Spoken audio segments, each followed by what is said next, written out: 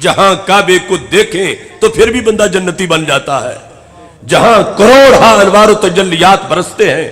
مستدرک للحاکم میں ہمارے آقا علیہ السلام کا فرمان ہے، لو ان رجلا سفن بین الرکن والمقام وصلى وصام ثم لقي الله وهو مبغض لأهل بیت محمد صلی اللہ علیہ وسلم داخل النار۔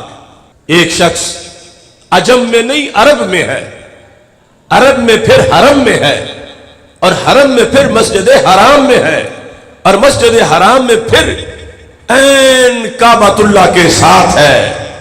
ایک طرف حجر اسود ہے، دوسری طرف مقام ابراہیم ہے، درمیان میں اس کا مصلی ہے۔ 2-4 گھنٹے نہیں، 2-4 دن نہیں، 2-4 مہینے نہیں، 2-4 سال نہیں، اس نے ساری زندگی وہاں گزار دی ہے۔ جہاں کعبے کو دیکھیں تو پھر بھی بندہ جنتی بن جاتا ہے، جہاں کروڑ انوار و تجلیات برستے ہیں، وہاں اتنا ٹائم اس کو ملا، اور پھر اس نے وقت بھی نہیں ضائع کیا۔ ظاہری طور پر صلی وصام، نماز پڑھی، روزہ رکھا، اس کا رزلٹ کیا نکلا؟ سرکار فرماتے ہیں ثم لقي اللہ، جب اس کے مرنے کا وقت آیا، اس کی روح نکلی تو کیا ہوا؟ داخل النار، جہنم میں جا گرا۔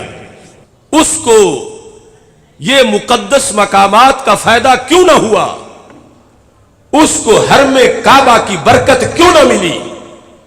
اس کو نماز روزے کا فائدہ کیوں نہ ہوا؟ کہ اس میں ایک روگ تھا، ایک خامی تھی۔ کیا خامی تھی؟ میرے آقا علیہ السلام فرماتے ہیں وَهُوَ مُبْغِضٌ لِأَهْلِ بَيْتِ محمد صلی اللہ علیہ وسلم۔ نمازی تھا مگر محب اہل بیت نہیں تھا، اس کے دل میں بغض اہل بیت تھا۔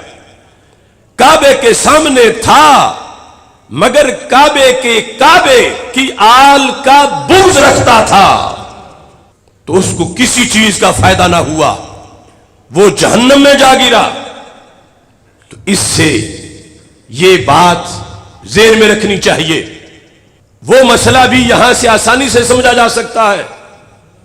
لوگ کہتے ہیں تم اہل سنت دیکھو تو صحیح، اہل نجد کے خلاف بولتے ہو، وہ تو کعبے کے پاس بیٹھے ہوئے ہیں اور وہ تو ہر وقت وہاں رہتے ہیں، اور تم کبھی کبھی وہاں جانا نصیب ہوتا ہے، اور وہاں بیٹھے ہیں تو پھر اللہ والے ہیں تبھی بیٹھے ہوئے ہیں، اور بیٹھے ہیں تو پھر وہ تو کامیاب ہیں۔ تو دین محمد صلی اللہ علیہ وسلم کی یہ حدیث واضح کر رہی ہے کہ دل میں بغض آل محمد صلی اللہ علیہ وسلم ہو تو بندے کو کچھ نہیں ملتا، اور جس میں خود بغض نبی بھرا ہوا ہو اس کو کعبے کے سامنے بیٹھنے سے کیا ملے گا؟ کچھ۔ اور یہ پیغام ہمارے آقا علیہ السلام نے اس لیے دیا تھا کہ امت کے حالات کو دیکھ رہے تھے، خوارج اور نواسب کا شر کہ جس کی بنیاد پر ہمارے آقا علیہ السلام کے خاندان کو عام خاندانوں کے ساتھ لوگ ملانے لگے، اور سیدنا امام حسین رضی اللہ تعالی عنہ کے کردار کربلا کو شہزادوں کی جنگ قرار دے کر معاذ اللہ یزید پلید کے ساتھ ملانے لگے، تو میرے آقا علیہ الصلوۃ والسلام نے پہلے سے یہ واضح کر دیا کہ بغض اہل بیت وہ خسارہ ہے کہ انسان کو کوئی چیز نہیں بچا سکتی، اسے کعبہ بھی نہیں بچا سکتا، اس کو نماز بھی نہیں بچا سکتی، اس کو روزہ بھی نہیں بچا سکتا۔ اب دیکھو اہل سنت و جماعت وہ مفید مسلک ہے سارے مسالک میں سے کہ جہاں بندے کا ٹائم ضائع نہیں ہوتا، بندے کی عمر ضائع نہیں ہوتی۔ ٹائم تو گھنٹہ بھی ضائع ہو جائے تو بندے کو افسوس ہوتا ہے، اور اگر پوری عمر ضائع ہو جائے تو کتنا افسوس ہو۔ اور پھر کتنے مہربان ہیں ہمارے آقا صلی اللہ علیہ وسلم۔ قیامت تک کی ٹیکنالوجی وہ فائدہ نہیں دے سکتی جو سرکار کی 1 منٹ نے فائدہ دے دیا ہے۔ اگر سرکار نے یہ بتایا نہ ہوتا اور لوگ اسی طرح بغض اہل بیت میں پہنچ جاتے جہنم میں، تو ہاتھ ملتے رہتے کہ کاش دنیا میں پتہ چل جاتا تو ہم اپنی اصلاح کر لیتے.